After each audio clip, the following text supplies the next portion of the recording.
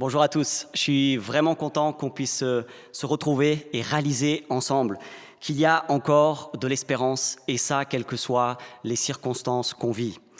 Chaque jour qui passe en ce moment, nous pouvons constater que notre pays est vraiment éprouvé, notre monde est ébranlé, et c'est vraiment quelque chose qui peut nous attrister et même nous inquiéter. Plus d'1 million de vies ont été emportées par ce virus, la Covid. C'est vraiment quelque chose qui peut même nous mettre les larmes aux yeux. C'est souvent dans des circonstances difficiles que nous nous posons des questions qui sont vraiment importantes. Quel espoir pour notre monde? Quelle espérance pour notre pays? Quelle espérance pour nos enfants et petits-enfants? Quelle espérance pour demain? Ce sont des questions vraiment qu'on peut se poser en ce moment.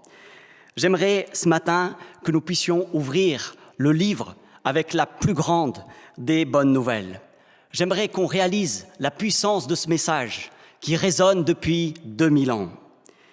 Ce message résonne depuis 2000 ans et il est arrivé jusqu'à nous grâce à des hommes et des femmes qui ont été fidèles de génération en génération. Ce message a vraiment transformé des vies qui n'avaient plus aucun espoir, plus aucune espérance. Nous allons voir ensemble ce matin qu'il y a encore de l'espérance pour ceux qui n'en ont plus. Il y a encore de l'espérance aussi pour ceux qui l'ont même rejeté. Nous sommes dans la série sur le livre des Actes. C'est un livre dans la Bible. Et aujourd'hui, on va continuer cette série avec le chapitre 3, qui commence avec une histoire vraiment extraordinaire, la guérison d'un boiteux de naissance. Il ne croyait sûrement pas que sa vie pouvait être transformée, mais c'est bien ce qui va lui arriver. Lisons ensemble le début du chapitre 3. Donc je lis Acte chapitre 3. Il était 3 heures de l'après-midi, l'heure de la prière. Pierre et Jean montaient ensemble au temple. Or, on amenait un homme boiteux de naissance, qu'on installait tous les jours à la porte du temple, appelé la Belle, pour qu'il demande l'aumône à ceux qui entraient dans le temple. Voyant Pierre et Jean sur le point d'y entrer, cet homme leur demanda l'aumône.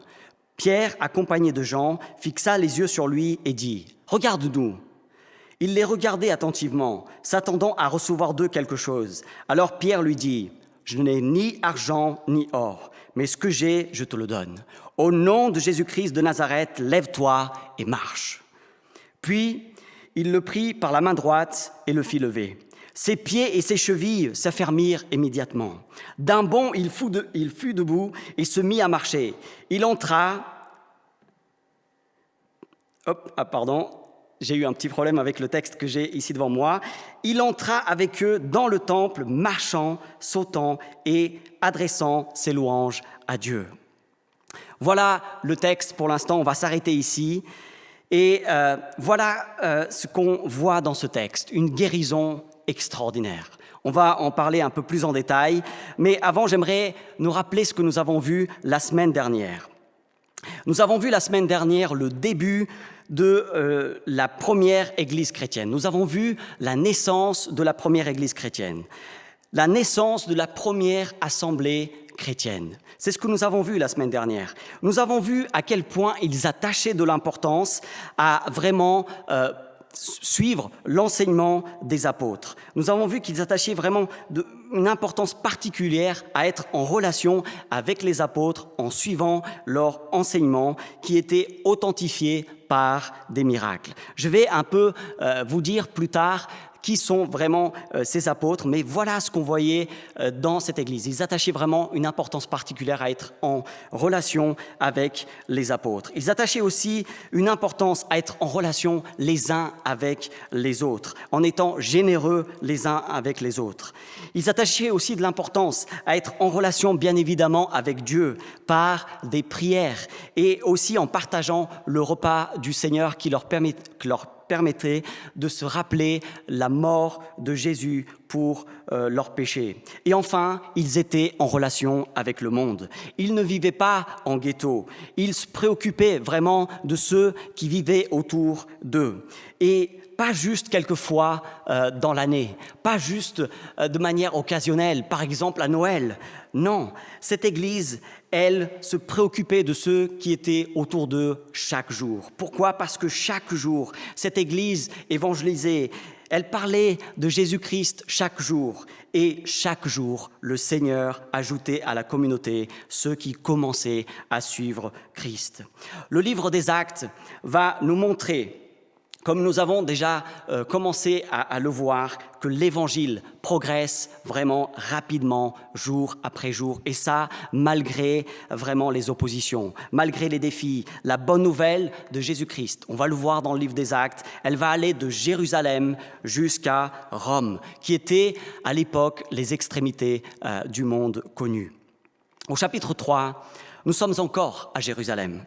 L'Église apprend, elle est au début, c'est une véritable école. Qui sont leurs enseignants ? Eh bien, ce sont les apôtres. Et encore une fois, je vous dis que je vais vous en parler un peu plus tard des apôtres, qui ils sont vraiment. Ce qu'on peut voir, c'est que à ce moment, on peut voir que le Saint-Esprit, il a ouvert quelque part une grande école où des disciples grandissent. Et à ce moment-là, il y a déjà 3000 élèves dans cette école maternelle. Après un premier discours de Pierre, l'apôtre Pierre, environ 3000 personnes changent d'avis sur Jésus et se font baptiser. Vous imaginez la joie ? Vous aurez aimé assister à ce début de l'Église ? Eh bien, je pense qu'on peut dire oui. Je pense que j'aurais aimé. Et en fait, j'ai de la joie à lire ce début de l'Église. Et peut-être que c'est possible qu'on ait envie de se dire « mais j'aurais aimé être là ». Mais attention, n'idéalisons pas trop vite cette Église. Cette Église des premiers temps va connaître des hypocrisies, elle va connaître des rivalités, elle va connaître des immoralités, elle va connaître des hérésies, un peu comme nous, non ? Nous sommes au XXIe siècle. Est-ce que nous avons fait des progrès énormes ? Franchement, j'ai de grands doutes. L'Église doit sans cesse revenir aux enseignants des premiers du début de l'Église. L'Église doit sans cesse revenir aux enseignements des premiers enseignants de l'Évangile, les apôtres. Le Saint-Esprit a touché profondément cette Église et malgré ses échecs et ses excès, Dieu l'a utilisée. Et la preuve, c'est que nous sommes ici au XXIe siècle à Grenoble. À ce stade, dans le livre des Actes, chapitre 3, à ce stade, ce sont surtout des Juifs qui mettent leur confiance en Jésus.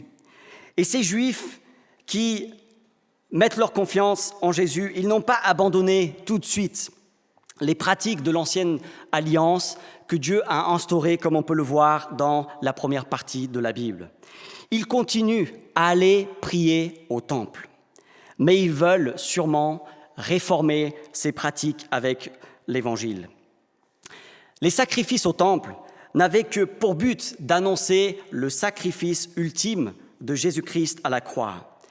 Et ils n'ont plus vraiment de sens après la venue, la mort et la résurrection de Jésus.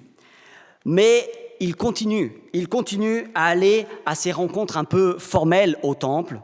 Et ils ont aussi des rencontres beaucoup moins formelles dans les maisons.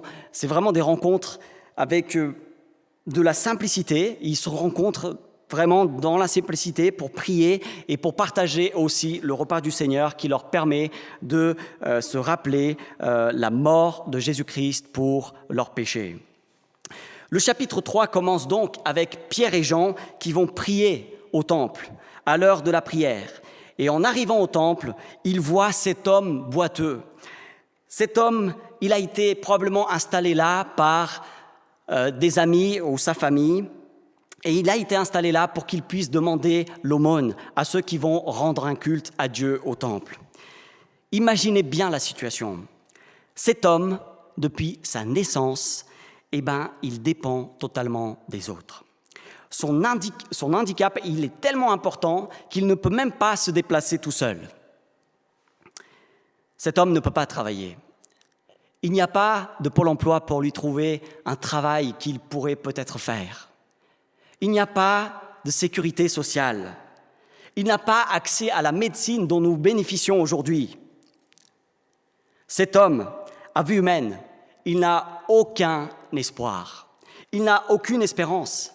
Mais nous allons voir qu'il y a de l'espérance, même pour ceux qui n'en ont plus. Il y a de l'espérance, même pour ceux qui n'en ont plus.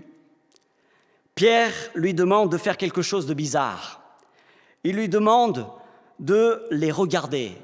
Il dit « Regarde-nous ». J'imagine cet homme avec honte, avec un peu de honte, regardait Pierre et Jean et à s'attendre quand même de leur part à recevoir quelque chose. Mais Pierre lui dit qu'ils n'ont ni argent ni or. Mais ils ont quelque chose de beaucoup plus important. Ils ont Jésus-Christ et une autorité particulière donnée par Jésus lui-même. Au nom de Jésus-Christ, par la puissance de Jésus-Christ, il lui demande de se lever et de marcher. À ce moment-là, immédiatement, un miracle orthopédique a eu lieu. Ses chevilles et ses pieds deviennent fermes. Cet homme se met à marcher, vous imaginez ? Cet homme se met à marcher et même sauter. Il entre dans le temple et se met à adorer Dieu. Sa vie est totalement transformée. Par ce miracle, nous voyons que le Saint-Esprit montre aux yeux de tous l'autorité particulière qui a été donnée aux apôtres pour authentifier leur enseignement. Apôtre veut dire tout simplement envoyé. Le premier miracle que Luc, l'auteur du livre des Actes, inspiré par le Saint-Esprit, nous raconte, dans ce chapitre que nous venons de voir, il est vraiment, vraiment extraordinaire. Parce que c'est un boiteux de naissance. C'est un boiteux de naissance qui est guéri. Le fait qu'il soit boiteux de naissance montre que le miracle est encore plus remarquable et plus indéniable. On ne peut pas douter de ce miracle. Les miracles faisaient vraiment partie intégrante du ministère, du service des apôtres. Nous pouvons lire au verset 43 du chapitre 2 du livre des Actes qu'il se faisait beaucoup de prodiges et de signes miraculeux par l'intermédiaire des apôtres. Dans la deuxième lettre aux Corinthiens, au chapitre 12, verset 12, l'apôtre Paul, dont le livre des Actes va nous parler vraiment beaucoup, dit aux Corinthiens « Les marques de mon ministère d'apôtre ont été produites au milieu de vous, par une persévérance à toute épreuve, par des signes, des prodiges et des miracles. » Les apôtres, ils avaient vraiment un rôle particulier, unique dans l'histoire de l'Église. Il fallait un certain nombre de critères pour être apôtre, dont celui d'avoir vu la résurrection de Jésus-Christ. Nous avons vu ça au chapitre 1 du livre des Actes, quand Judas, qui a trahi Jésus, a été remplacé par Matthias. Tout ça me fait bien évidemment dire qu'aujourd'hui, il n'y a pas d'apôtres au sein de l'Église. Il n'y a pas de tels apôtres aujourd'hui au sein de l'Église.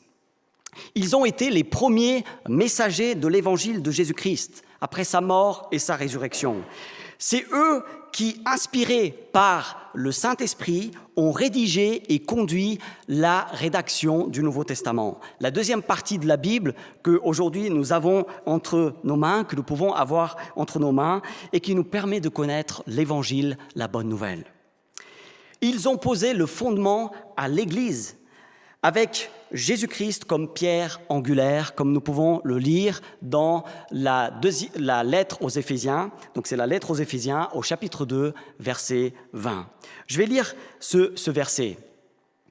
Vous avez été édifiés sur le fondement des apôtres et prophètes, Jésus-Christ lui-même étant la pierre angulaire. Nous devons vraiment, comme l'Église des premiers temps, garder ce fondement qui a été posé une fois pour toutes. Nous ne devons vraiment pas le changer, ce fondement. Il a été posé une fois pour toutes par les apôtres. Et vraiment, aujourd'hui, nous pouvons persévérer dans l'enseignement des apôtres, comme l'Église des premiers temps. Comment? Grâce à ce trésor que nous pouvons avoir entre nos mains, qui est la Bible. Nous n'avons pas besoin d'autres apôtres avec un nouvel enseignement authentifié par des nouveaux miracles.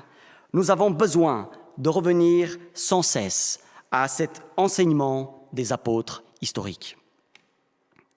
Ces signes et prodiges si extraordinaires authentifiaient l'autorité particulière donnée par Jésus-Christ à ses apôtres. Et ces miracles qui étaient un peu comme ceux de Jésus. Jésus a aussi guéri des malades, des maladies qui étaient là depuis la naissance. Et en fait, vraiment, ces miracles, ils étaient là pour authentifier cette autorité si particulière qui a été donnée aux apôtres. Et c'est ça qui marque aussi le début de l'Église chrétienne. Comprenez-moi bien, je ne suis pas en train de dire que je ne crois pas aux miracles. Je ne suis pas en train de dire que Dieu ne guérit plus aujourd'hui. Je suis en train de dire qu'il n'y a plus d'apôtres avec un rôle particulier qui s'accompagnait forcément par des miracles, des signes pour authentifier leur service historique qui a été de poser le fondement à l'Église pour tous les siècles. Que pouvons-nous retenir donc de cette histoire, puisqu'aucun de nous n'est apôtre ? Nous pouvons retenir qu'il y a de l'espérance, même pour ceux qui n'en ont plus. Soyons sensibles aux directions du Saint-Esprit. Nous devons être sensibles à la voix du Saint-Esprit pour agir avec compassion, comme l'Église des premiers temps. N'hésitons pas à prier et à proposer la prière à ceux qui n'ont plus d'espoir, à ceux qui n'ont plus aucune espérance. Les apôtres, sensibles au Saint-Esprit et avec le rôle particulier qu'ils avaient en tant qu'apôtres, ils savaient que Dieu voulait guérir cet homme. Aucun de nous n'a le rôle d'apôtre aujourd'hui, mais comme eux, comme les apôtres, nous devons être sensibles au Saint-Esprit, qui peut nous pousser à prier pour des choses en particulier, qui peut nous pousser à faire des choses en particulier, qui peut nous pousser à dire des choses en particulier. Le Saint-Esprit peut nous pousser à apporter de l'espérance là où il n'y en a plus, par nos prières, par nos actions et par nos mots. Il y a encore de l'espérance. Mettons aussi toute notre confiance en Jésus pour la restauration de nos corps. Nous pouvons retenir que Dieu se préoccupe de tout notre être, y compris notre corps. Dieu peut décider de guérir aujourd'hui. Dieu peut décider de guérir aujourd'hui. Mais ce miracle si extraordinaire, ce miracle vraiment extraordinaire est aussi une préfiguration, est aussi un prototype, est aussi quelque part une prophétie de ce qui se passera un jour pour tous ceux qui ont mis leur confiance en Jésus-Christ. Dieu va restaurer le monde et donc restaurer aussi nos corps. Jésus-Christ est mort pour toutes nos maladies, y compris la Covid. Mais c'est vraiment à la fin que tous ceux qui ont mis leur confiance en Jésus-Christ auront des corps totalement renouvelés. C'est une grande espérance. Il y a encore de l'espérance. Enfin, laissons Dieu nous transformer et vivons une vie nouvelle. Même si je pense que ça a été difficile pour cet homme de regarder les apôtres, il l'a fait. Il avait peut-être honte de regarder. Vous imaginez être là, demander l'aumône. Ça devait être difficile d'affronter le regard des gens qui passaient. Mais il l'a fait. Il a regardé Pierre et Jean. Et en regardant Pierre et Jean, Dieu a transformé sa vie. Il a bien compris que c'est Dieu qui a transformé sa vie, Parce que dès qu'il est guéri, il fait quoi? Il va dans le temple et il adore Dieu. Je ne peux pas vous promettre que Dieu va vous guérir aujourd'hui. Mais je peux vous promettre une chose. Il vous invite à le regarder. Sa réponse pourra être surprenante. Peut-être qu'il ne vous donnera pas ce que vous demandez. Peut-être qu'il ne vous donnera pas l'argent, la réussite, la guérison, etc. Mais il peut vous donner mieux. Il peut se donner lui-même à vous. Il peut transformer votre vie pour toujours. Il peut vous pardonner. Il peut vraiment vous donner la vie éternelle. Faire que la mort ne soit pour vous qu'une virgule au lieu d'un point final. Seul Dieu peut donner une telle espérance. Il y a encore de l'espérance. Cette guérison si extraordinaire suscite l'étonnement. Ceux qui ont été témoins de cette guérison et qui connaissent cet homme qui est là tous les jours, ils se rassemblent au temple, au portique de Salomon. L'apôtre Pierre, il saisit cette occasion. Il saisit cette occasion pour prêcher. C'est la deuxième prédication de Pierre que nous avons dans le livre des Actes. Nous n'avons sûrement pas ici l'ensemble de la prédication de Pierre, mais un résumé. Pierre va expliquer et nous montrer qu'il y a non seulement de l'espérance pour ceux qui n'en ont plus, mais qu'il y a aussi de l'espérance, même pour ceux qui l'ont rejeté. Dieu est tellement plein de patience. Lisons bien ensemble la suite du chapitre 3 à partir du verset 12. Quand Pierre vit cela, il dit au peuple, « Israélites, pourquoi vous étonnez-vous de ce qui s'est passé ? Pourquoi fixez-vous les regards sur nous, comme si c'était par notre propre puissance ou par notre piété que nous avions fait marcher cet homme ? Le Dieu d'Abraham, d'Isaac et de Jacob, le Dieu de nos ancêtres, a révélé la gloire de son serviteur Jésus, celui que vous avez fait arrêter et renier devant Pilate, qui était lui d'avis de le relâcher. Mais vous avez renié celui qui était saint et juste, et vous avez demandé qu'on vous accorde la grâce d'un meurtrier. Vous avez fait mourir le prince de la vie que Dieu a ressuscité. Nous en sommes témoins. C'est par la foi en son nom qu'il a affermi celui que vous voyez et connaissez. C'est la foi en Jésus qui a donné à cet homme une entière guérison en présence de vous tous. Maintenant, frères, je sais que vous avez agi par ignorance, tout comme vos chefs. Mais Dieu a ainsi accompli ce qu'il avait annoncé d'avance par la bouche de tous les prophètes, à savoir que son Messie devait souffrir. On va s'arrêter ici pour l'instant. La première chose qu'on peut dire de cette prédication est qu'en fait, elle est totalement centrée sur Jésus-Christ. Les prédications de Pierre sont totalement centrées sur Jésus-Christ. C'était le cas pour sa première prédication qu'on a dans le livre des Actes, et c'est le cas pour la deuxième prédication qu'on a de lui dans le livre des Actes. Au chapitre 3, Pierre rend un témoignage magnifique à Jésus-Christ. Il utilise plusieurs titres pour le faire. Jésus-Christ de Nazareth au verset 6. Serviteur de Dieu au verset 13. Saint et juste au verset 14. Prince de la vie au verset 15. Messie au verset 18. Un prophète comme Moïse au verset 22. Et ce verset, on va le voir plus tard. C'est vraiment magnifique. Voilà une prédication chrétienne. Voilà une prédication centrée sur Christ. N'écoutez pas des prédications qui ne vous font pas lever les yeux sur la grâce de Jésus-Christ. Il attribue tout de suite la guérison à Jésus. Pierre affirme que cette guérison n'est pas arrivée à cause de leur foi, mais à cause de celui en qui ils ont mis leur foi, à savoir Jésus-Christ. Pierre ne veut pas que les regards soient centrés sur eux, les apôtres, mais il veut que les regards de la foule soient sur celui qui les a envoyés. Apôtre, je rappelle, veut dire envoyé. Et celui qui les a envoyés, c'est Jésus-Christ. Il veut que les regards soient vraiment sur Jésus-Christ.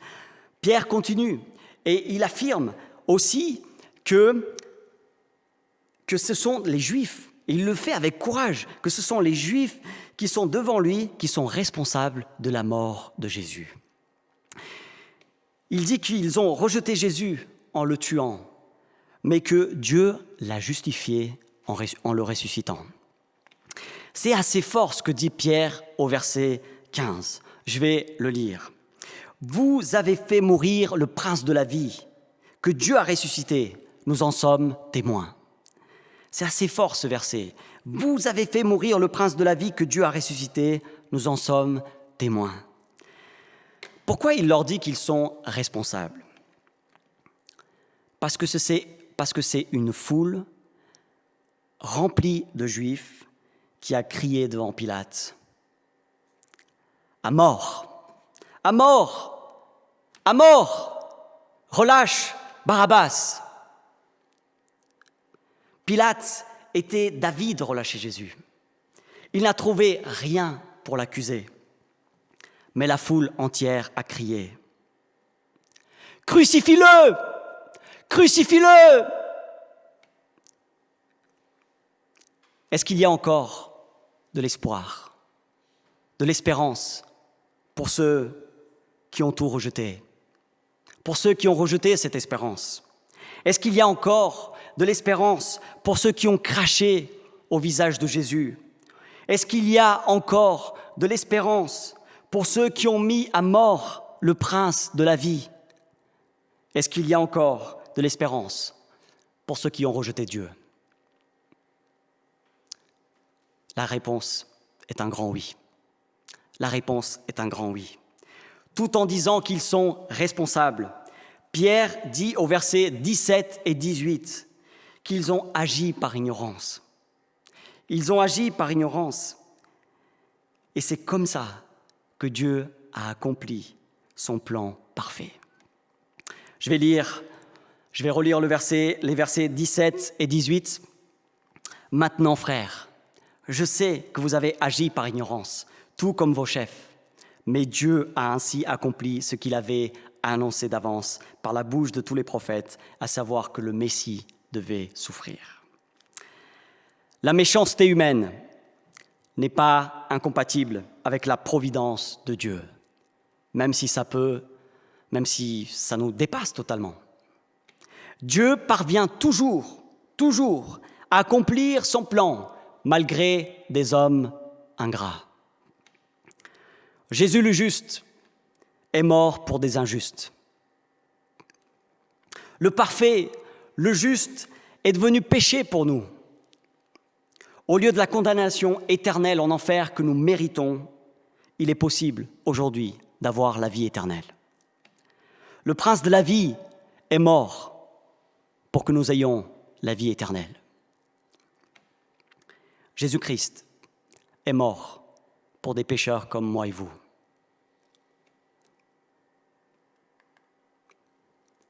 Comment pouvons-nous recevoir sa justice? Comment nos péchés peuvent être totalement pardonnés? Voilà ce que dit Pierre à cette foule devant lui à partir du verset 19. Lisez bien avec moi. « Changez donc d'attitude, au mieux, repentez-vous donc et convertissez-vous pour que vos péchés soient effacés. Alors des temps de rafraîchissement viendront de la part du Seigneur et il enverra le Messie qui vous était destiné, Jésus. C'est lui que le ciel doit accueillir jusqu'au moment de la restauration totale dont Dieu a parlé depuis longtemps par la bouche de tous ses saints prophètes.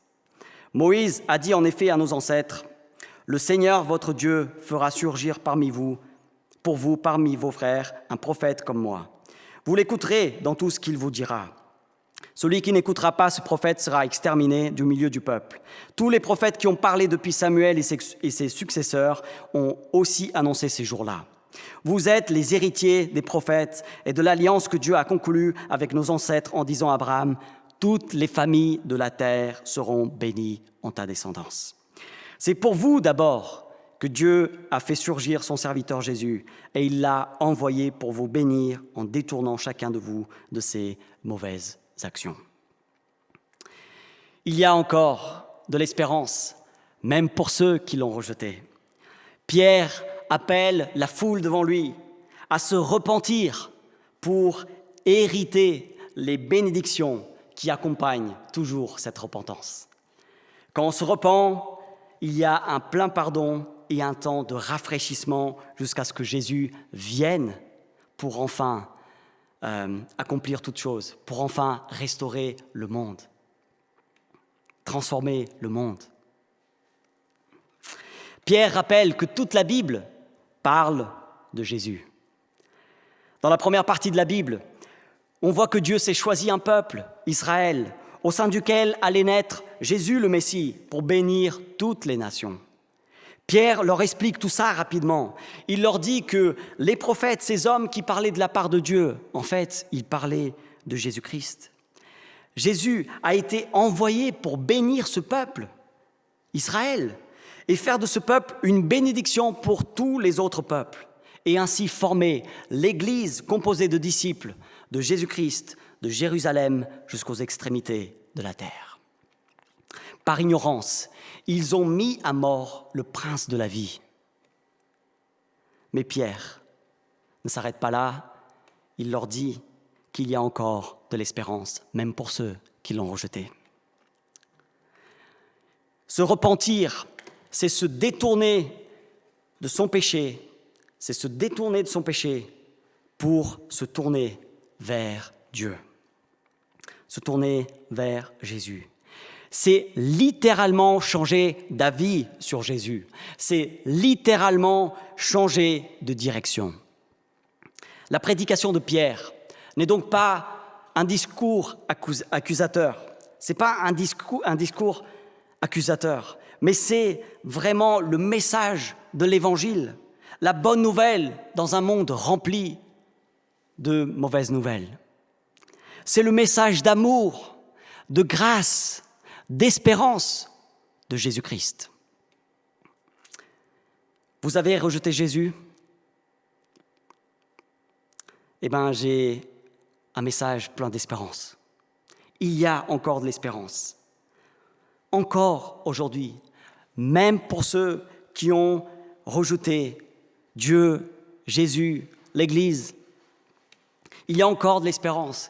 Jésus encore aujourd'hui dit « Je veux vous bénir ». Détournez-vous de vos péchés et tournez-vous vers moi. Les Juifs, à l'époque, le peuple choisi par Dieu, ont rejeté majoritairement Dieu. Ils ont majoritairement rejeté Jésus-Christ. Aujourd'hui encore, même nous, en tant qu'Église, peuple de Dieu, nous pouvons parfois rejeter Dieu dans nos vies, le mettre à l'écart. Ce n'est peut-être pas un rejet total, mais c'est un rejet peut-être pendant un temps, sans qu'il n'y ait aucune raison valable. Je pense que je ne suis pas le seul, parfois, à me détourner de Dieu pour retourner à mon péché. Je ne suis pas le seul, parfois, à mettre Dieu de côté, je pense. L'apôtre Paul nous dit, dans la lettre aux Éphésiens, au chapitre 4, versets 17 à 19, « Voici donc ce que je dis et ce que j'affirme dans le Seigneur. Vous ne devez plus vous conduire comme les non-croyants qui se laissent guider par la sottise de leurs pensées. Ils ont l'intelligence obscurcie, ils sont étrangers à la vie de Dieu à cause de l'ignorance qui est en eux, à cause de l'endurcissement de leur cœur. Ils ont perdu tout sens moral et se sont livrés à la débauche pour commettre avec avidité toutes sortes d'impuretés. » Aujourd'hui encore, Dieu nous appelle à venir vers lui. Que nous soyons déjà chrétiens ou non, nous avons besoin de tous reconnaître que nous faisons aussi partie de cette foule qui a crié « Crucifie-le ! Crucifie-le !» Nous avons aussi crié « À mort !» Nous avons mis à mort Jésus, le prince de la vie, par nos péchés, nos manquements, nos désobéissances. Mais il y a encore de l'espérance. Il y a encore de l'espérance. Quel Dieu plein de compassion nous avons. Il maîtrise absolument tout. Dans un monde incertain, nous devons nous appuyer sur une vérité certaine. Son plan parfait s'accomplira, malgré nos péchés, malgré les souffrances qui attendent tous ceux qui proclament Jésus-Christ. C'est ce qu'on va voir dans la suite. Dès que Jésus-Christ est proclamé, Satan, l'ennemi de Dieu, est irrité. Il n'est pas content et il a utilisé à l'époque des méthodes qu'il utilise encore aujourd'hui pour vraiment freiner la diffusion de l'Évangile, la croissance de l'Église. Je vous invite vraiment au prochain épisode, semaine prochaine, et voir à quel point très vite, après une guérison extraordinaire et une proclamation magnifique de Jésus-Christ, un témoignage puissant rendu à Jésus-Christ, et après tout ça, juste après, les apôtres et les disciples vont connaître des défis, vraiment des difficultés énormes.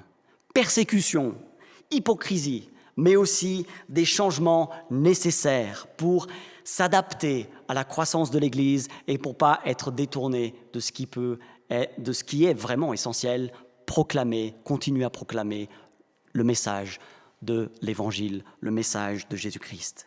Mais on va le voir, rien ne va arrêter cette Église, même la persécution.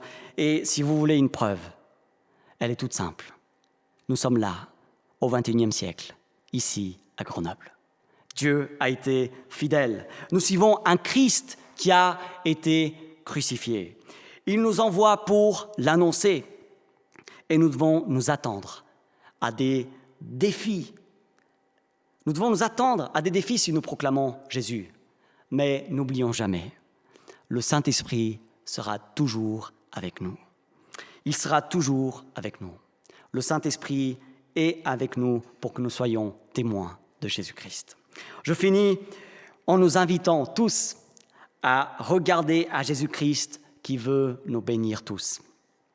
Regardons vraiment à Jésus-Christ, parce que en Jésus, grâce à Jésus, il y a encore de l'espérance pour ceux qui n'en ont plus. Et il y a aussi encore de l'espérance, même pour ceux qui l'ont rejeté. Aujourd'hui encore, Dieu nous appelle. Dieu nous appelle. Il est plein de compassion, il est plein d'amour. Ne laissons pas passer cette opportunité de laisser Dieu nous transformer. Détournons-nous de nos péchés et tournons-nous vers Jésus-Christ. Il nous attend, il nous aime, il a tout fait, il est là. Est-ce que nous allons nous détourner de nos péchés et nous tourner vers lui? Vraiment, tournons-nous vers Jésus-Christ pour que nous soyons témoins de cette espérance qu'il nous donne dans un monde qui en a tellement besoin. Que Dieu nous bénisse. Nous sommes heureux d'avoir passé ce moment ensemble. Rendez-vous dimanche prochain à 10h30 sur notre chaîne YouTube. Pour mieux connaître notre Église, visitez notre site www.ecegrenoble.fr. Si vous désirez entrer en contact avec l'un des responsables, écrivez-nous à contact@ecegrenoble.fr. Retrouvez les liens du site et l'adresse de contact en description. À bientôt!